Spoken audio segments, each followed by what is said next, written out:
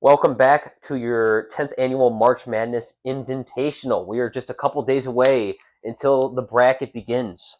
So, just as a reminder, brackets are due before noon on Thursday. That's right, get your brackets in while you can. Also, a reminder, make sure to like and subscribe to this video. It would help us out. And yeah. So, I'd like to introduce my star guest here, Mason Foley, 10-time participant and previous winner. Previous winner 2 years ago. How's everyone doing?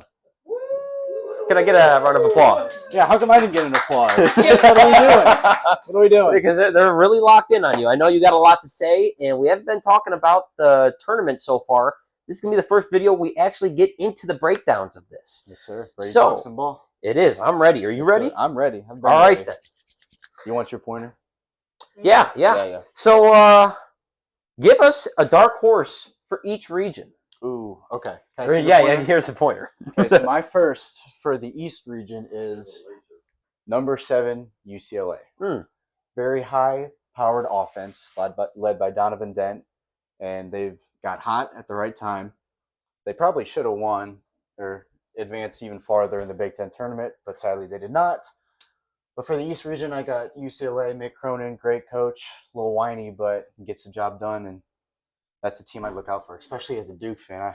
I would not want to play UCLA anytime near the tournament. That whole side of the bracket, I'm absolutely worried about. But we'll get into that in another video. But with that pick, I completely agree. UCLA, they're in the Big Ten. They did good in the Big Ten, and yeah, I think they're a strong team for their ranking at the 7th spot.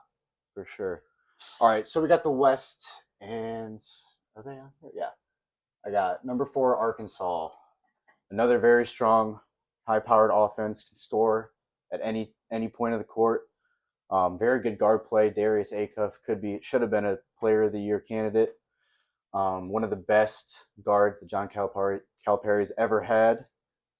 Very high-powered offense, great coach. Honestly, one of the easier schedules that they'd have to go through. First game against Hawaii, I see them completely breezing through that game. But definitely. Then possibly the next matchup being Wisconsin or High Point. That's a little iffy, but I'll give you that. Give you that. Wisconsin's been playing very well. They probably should have beat Michigan a couple days ago. Thank goodness they didn't. But once Wisconsin gets hot, they don't miss. They don't ever miss. They just chuck stuff up and it goes in. It's unbelievable. Completely agree. Who do you have in the Midwest? Let's see. I've got Texas Tech Red Raiders. I've been a big Texas Tech believer since the beginning of the season. I do go to Cincinnati, so I'm very familiar with the Big 12, second best conference in the world behind the NBA. Although they've lost their best player, it looks like they haven't lost a single step when they play. Christian Anderson's a beast. That whole team is just so well balanced offensively and defensively. Especially in probably an easier region to advance in. They are. I would say, as soon as you said Texas Tech, I had a little bit of hesitation there because I knew they lost their best player. Now they have had some because they lost him a little bit ago, but they have played a couple games without him, and it seems like maybe they're tuning in or dialing in to maybe fix those positions or get people where they need to be. But their next matchup would be against Alabama, who recently just lost their second best player due to some reasons. So I feel like their road could be a little bit easier. Are we allowed to specify those reasons? I don't know. That's up to you. That's up to you. It's up to me. I don't know what YouTube will allow me, so we'll stay away from that from now. But maybe we'll get back into that in some later videos. Okay. So for the South region, yes.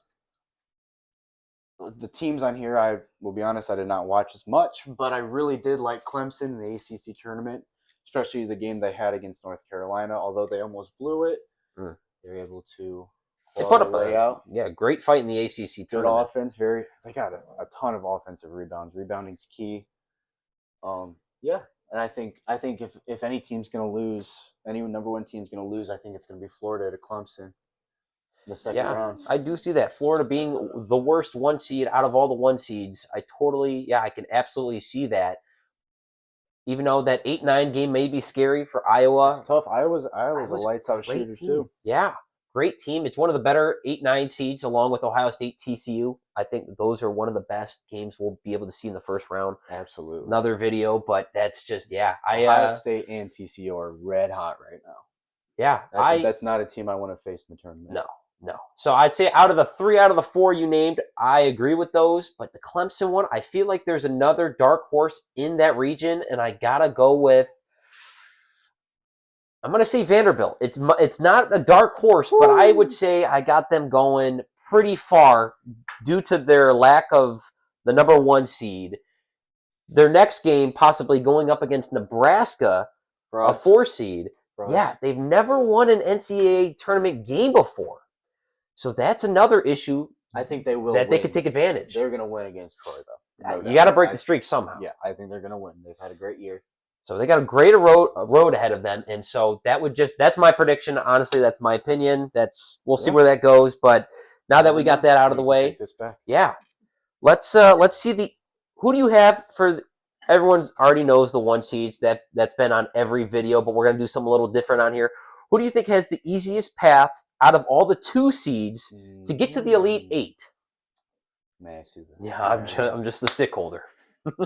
I really like Iowa State. Ooh. Whether they're easy or not, I think Iowa State has a really, really easy matchup. First game against Tennessee State, I mean, they might win by 40. 40. That's crazy. Yeah. And they're facing a depleted Kentucky team against Santa Clara. I mean, I think Kentucky's going to win, but I've heard good things about Santa Clara, but I know how good of a brand Kentucky is. Yeah. Except for when they lost to St. Pete's, but look that shit up. Yeah. So, but I think Iowa State would beat Kentucky by 30 points. But anything can happen, of course. But then after that, they possibly have either Virginia and Tennessee. Virginia's a strong team. They are, but I think Iowa State's a little stronger. I can agree with that. Number 22 for Iowa State. I can never pronounce his name, so I'm not going to say it on here. That dude does not miss.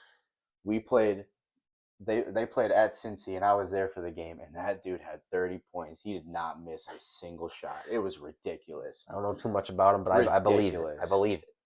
Well, once you see him, you'll never forget him. All right, and to wrap things up, Would you like your pointer back? I would. To wrap things up, who do you have winning it all? You don't have to tell us. Maybe you have the perfect bracket. Maybe you don't want to spoil all your secrets, but if you may. Well, I do have a perfect bracket already.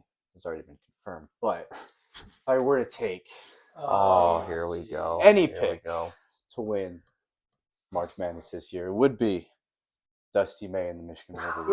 I thought See what I'm doing with I here? thought we were gonna get a little surprise, like it's not Michigan, and then he was gonna pick someone like Troy or something. But no, I think I think you're absolutely right. They're my number 1 pick to have the easiest road to. Can't really agree with Michigan. They got a great team. They should have won their conference tournament, but yeah, they have Purdue's tough, man. monster Purdue's playing team. well at a good time. Absolutely. That's another team that I could think could even win it all. That was my Purdue. Yeah, Iowa State was my easiest prediction, but I think that Purdue is the best 2 seed here, especially right now. Mm-hmm. All right, well, we got to wrap things up here. I'm your host, Connor, your host, Connor Helvey, and our star guest, Mason Foley. Good luck in our tournament. Yes, sir.